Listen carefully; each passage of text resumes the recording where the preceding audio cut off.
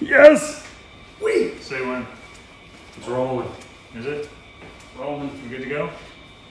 Hey guys! Welcome back to Bad Guy Shop. Most of us are here. Most of us, yeah. Corey gonna pop through the door in a minute. Anyway, we're going to a car show, kind of out of townish. So this is one of the vehicles that's going to be going, and we're gonna give it a little once over. And our rides aren't trailer queens; we use them. So yeah, we're gonna fix a couple odds and ends and All change. make sure everything's tight. Some air on the tires. Oh yeah, Check the signal light. and It's stuff not like working. that. And stuff like that. Stuff like that. Woo! Sweet.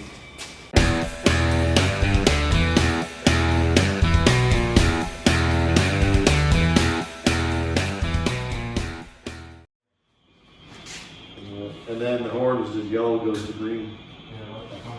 Yeah. Well, it's gonna be fucking, these are good right now. Okay, so those are all hooked up, right? So now once we get this purple, blue purple wire to work, then we should have some burn signals in theory. And then this one down here, that's the horn that's cut. Did I just hear a fuse blow, or was that just? Yeah, yeah, yellow Okay. to green. Green is cut because that's the horn one, right? There's another green there. And the switch up there, Mark, the brake switch, Yeah. it keeps coming off. Yes, it does. I agree. The brake needs to be replaced. Yeah. Just throw it on the brake switch. Yeah, so that's green going to white there. I just wanna go touch and see if we can get the one. So where did you have the Either that or. relay on here?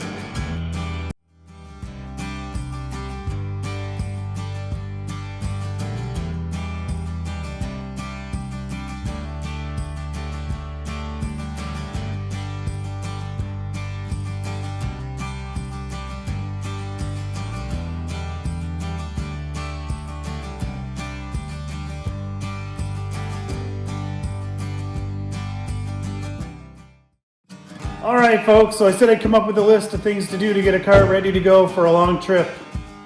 So first thing we're going to do is change the oil. We're going to check all the fluids. So we'll check the brake fluid. We'll check the power steering fluid. Make sure that's topped up. Going to check the transmission fluid. I'm actually going to change the rear end fluid in this because it's been a while. This one has a locker in it, and so I got to change the fluid and add the additive to it. We'll also check the rad fluid, just kind of make sure that everything's good to go. This has a cable clutch, typical old Ford, so no need to do that. So we'll do all those things. Then we're gonna put it up in the air. We'll check the wheels, all the front suspension, make sure everything's good and tight. Check the U-joints, basic mechanical fitness. So guys, I'm not a mechanic by trade, so everything I say is just a suggestion, but these are the things that I typically do. Again, with this car, I just drive it around town, have a little fun with it. So this is, I have taken it on longer trips and I did these types of checks before, but it's been 2 or 3 years since I've taken it that far. So again, we'll just go over it and make sure everything is good. So stick around. This car's got a bit of a warmed over 302 in it. I have a breather instead of a typical oil cap, so we'll start with taking that out. It needs a funnel there.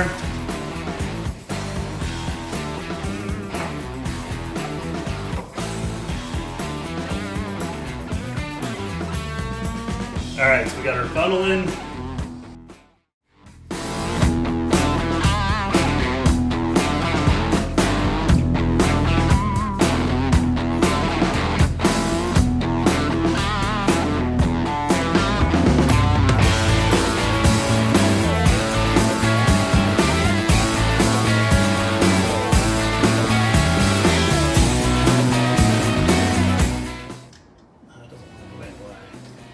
Donkey.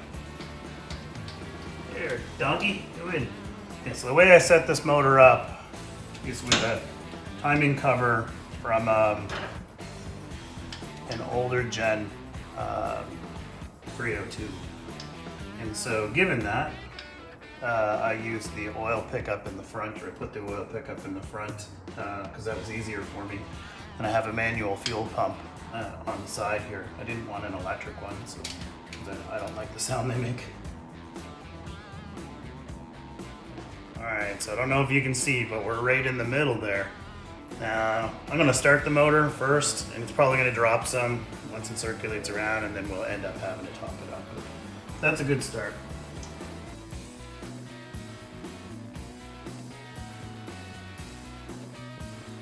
So Mark decides to go make a coffee. So he will be back here in 3, 2, 1. All right, guys, it's about that time to have a little coffee break.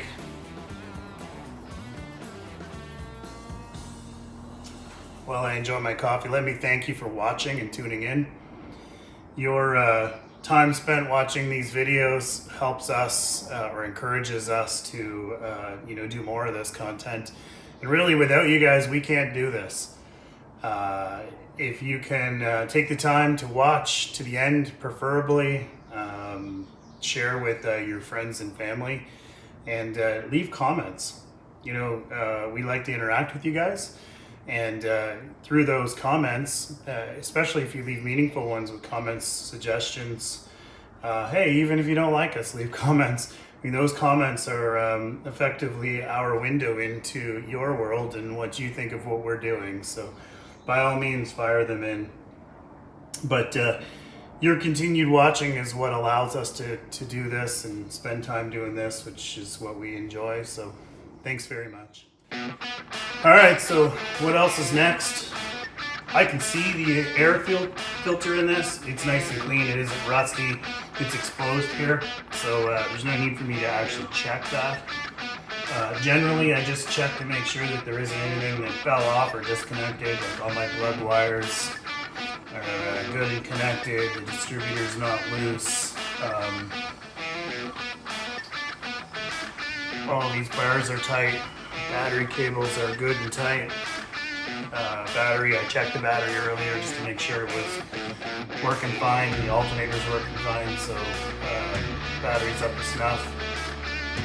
Upper rad hose, no loose connections, nothing's chafed or whatnot. Fuel hose going to the pump and up from the pump is good. There's no visible leaks up here. Linkage to the carburetor is good, no problems, no visual issues. Brake booster, vacuum line is set up. PCB line is connected, and the heater core lines, again, same type of thing. Visual inspection, all looks good. There's no leaks, nothing's dirty or grimy, so we're good in here, anyways. So really, what does that leave me? That leaves me with checking the torque spec on the wheels. I'm sure they're fine, but I'll double check them before we go. And check all the lights. Well, we started this week pretty early getting this car ready. We found out I actually had some wiring issues with the lights. And we spent about an evening trying to do that. If you're interested, watch here, you'll see our frustration.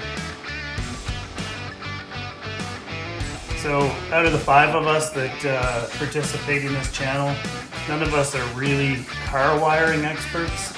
So, I mean, we do basic car wiring and get along with it, but some things are better off farmed out to the professionals. In this case, we definitely needed that help, and I'm glad we did. We took this car to Spencer for hire. He's in Halifax, Nova Scotia, an absolute gent of a human. He took the car and had it for about a day and went through it. The problem we were having, twofold. One, the signal lights weren't working and the running lights weren't quite working the way that they used to.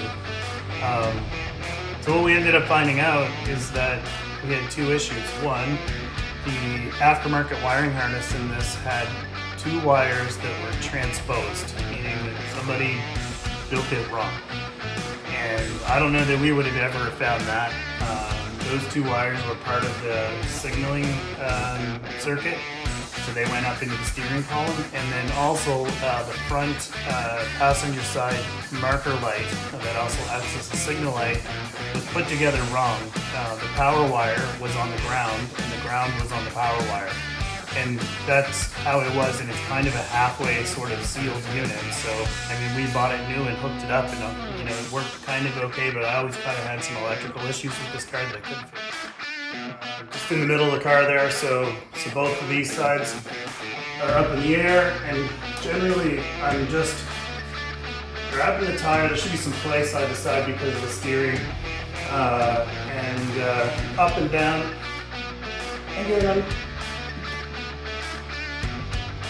just looking for play, so just making sure the wheel bearings are okay. Everything here feels nice and tight. I'll go check the other side, see how that is.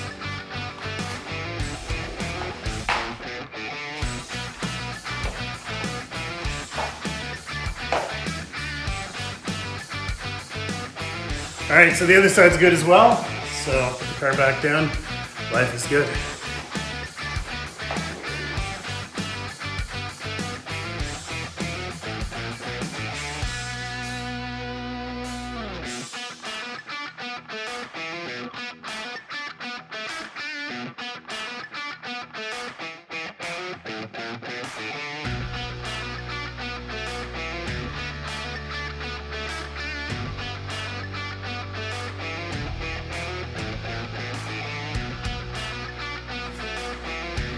All right, folks, so life's about choices and changes, right? So I was going to change the fluid in this thing, and I got looking at it and thinking about the time I have left before our trip, and I'm gonna skip this. The carrier here just has a single plug for filling it. It doesn't have a drain plug, nor does the axle housing. Some people put them in, and I actually thought for some reason there was one in this, but there isn't.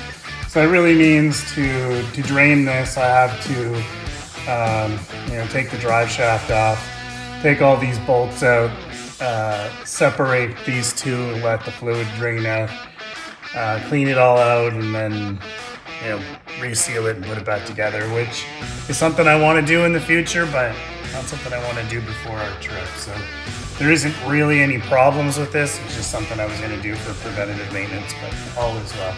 So listen, under the car we're done. There isn't anything else I'm going to check. Just to be clear, I checked all the fuel lines, brake lines, make sure that none of them were touching anything like exhaust or rubbing on anything. All is well, there's no leaks. Checked everything. A few things I found, like the exhaust hanger that needed to be tightened, I did, and there was a bolt loose on the steering rack. So I tightened that. Underneath, this car's done. Checked all the wheel bearings and the wheels, they're good. I looked at the tires, they're good. I'm going to check the pressure and the lug nuts and stuff like that in a few minutes. But for under here, we're great. Put the car back down, we'll finish her up.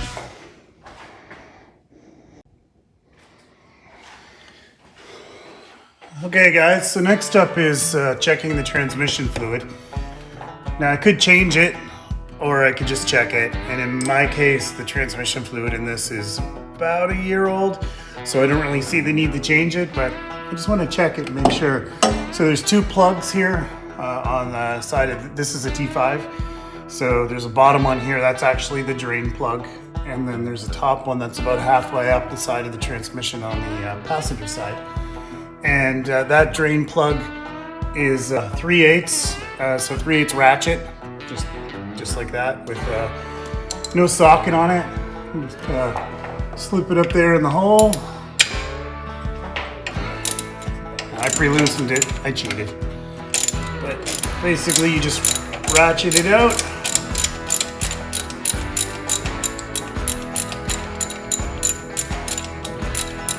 Some people like to fill a T5 from the top. You can do that too. You can take the shifter out if you want. That's a big pain in your end in this car. Alright, well, pretty sure I don't know if that'll focus, but there's your drain plug. So I'm going to set that off to the side for now. And my finger in the hole there and see how much fluid's in there.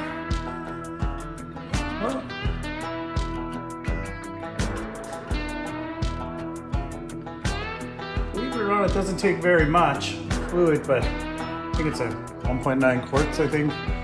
But I'm gonna add a little bit. I can touch it on my finger and smell it. It smells okay. It smells like, yeah, regular gear oil, which is stinky actually, but so, that finger.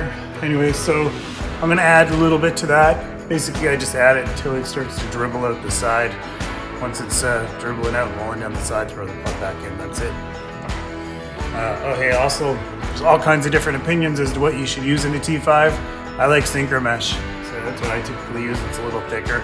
Other people use AMSOIL, Royal Purple. All that stuff is really thin to me. It doesn't have a lot of protection for this transmission. So, again, personal choice. I like the Synchro Mesh.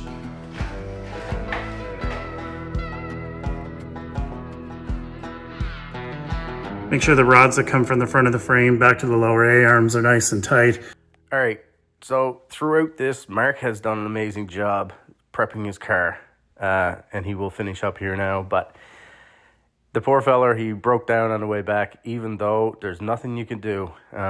When you get on a road trip, stuff loosens up and stops working, but safe to say we visited a lot of gas stations on the way back trying to fix this old girl, but in the end, she pretty much ends up on a trailer.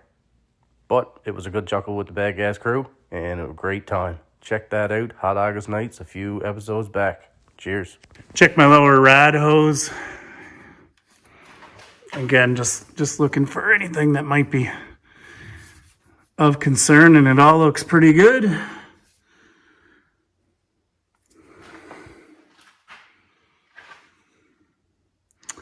All right, so I've found two problems so far under this car.